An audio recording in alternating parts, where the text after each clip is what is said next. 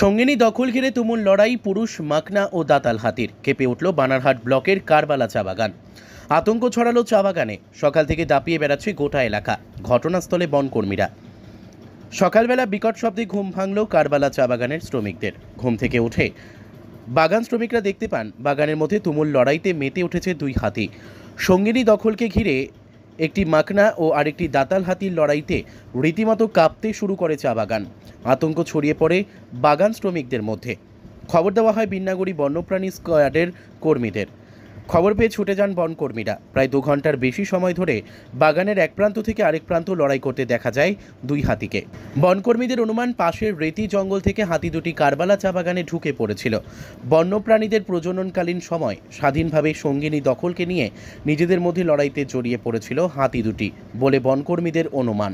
সকালবেলা আমরা খবর পাই রেতি জঙ্গল থেকে দুটো হাতি বেরিয়ে কারবালা বাগানের ঘোরাফেরা করছে। তো খবর পর তারপরে আবার সাথে সাথে এটাও খবর আসে যে হাতি দুটো মারপিট করছে বলে ইনফাইটিংয়ের খবরও হয়। তো যথারীতি আমরা আমাদের টিম নিয়ে আসি, এসে দেখি যে দুটো হাতি আছে, ইনফাইটিংয়ের অবস্থাতেই ছিল। আমরা কোনো ক্রমে ওকে দুটো হাতি থেকে আলাদা করে জঙ্গলে ঢুকে গিয়ে দুটি দাতাল, একটা দাতাল একটা মাকনা। তো কী মনে হচ্ছে দুটোই পুরুষ হাতি? হ্যাঁ, অবশ্যই। তো বলছি কতক্ষণ চলে এই লড়াই? লড়াই তো প্রায় ঘন্টা 2। মানে এটা কি নিজেদের এলাকা দখলের লড়াই নাকি সঙ্গিনী দখলের বলেই মনে হচ্ছে। সঙ্গিনী দখলের লড়াই। শেষ পর্যন্ত কোন জঙ্গলে গেল হাতি দুটি? আর রেতি জঙ্গলেই